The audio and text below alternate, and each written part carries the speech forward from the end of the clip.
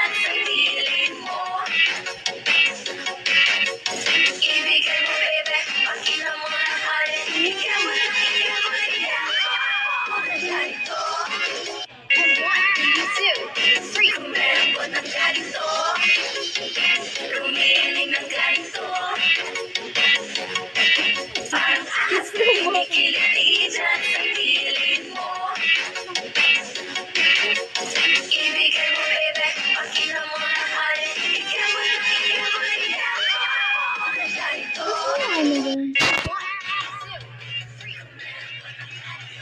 Hirap yun sa akin.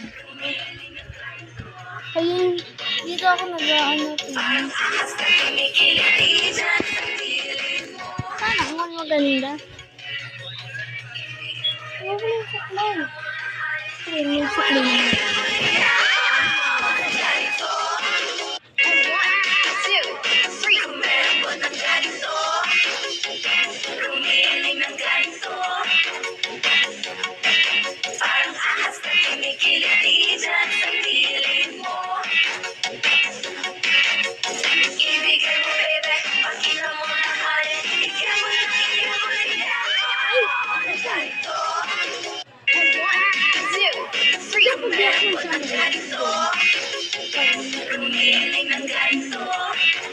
Pag di na ako nagkamali guys,